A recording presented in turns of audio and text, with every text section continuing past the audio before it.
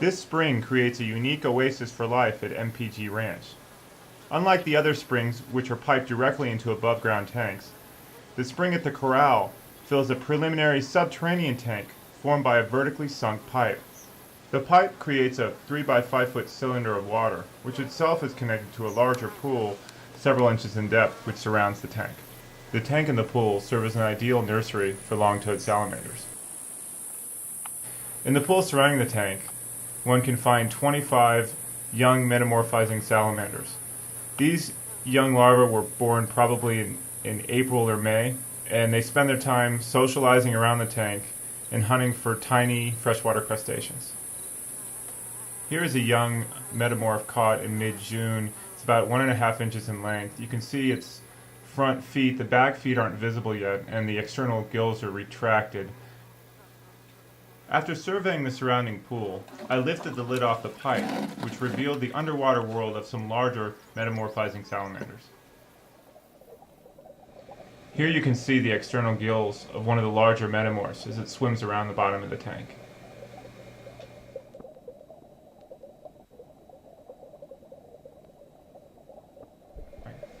This salamander has nearly completed metamorphosis.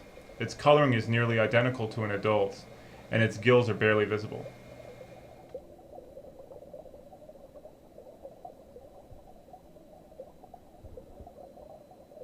After the lid was lifted, the majority of the larger metamorphs hid in a den-like area at the base of the tank. In addition to fleeing my presence, they might just be enjoying each other's company. Unfortunately, we know very little about the social world of the salamander.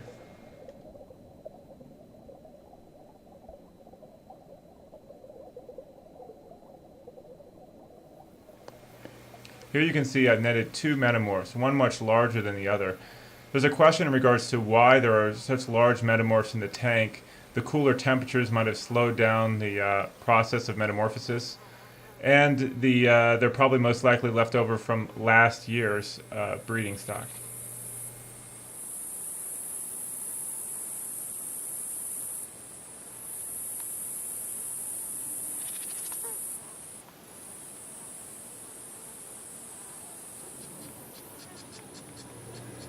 One afternoon, after adjusting to the lid being open, several of the larger metamorphs rose to the top of the tank one by one and exited via a dent in the pipe.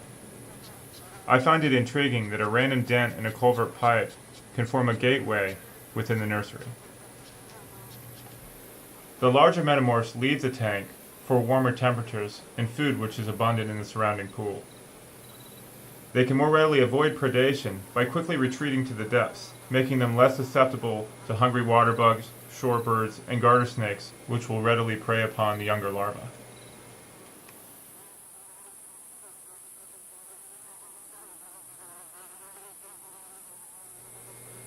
This larger metamorph spotted me and decided to exit the tank via a different route.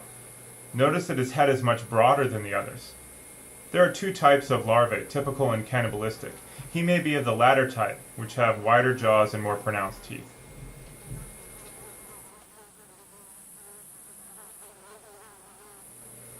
This subterranean tank creates critical habitat for smaller animals at the corral, like the long-toed salamander.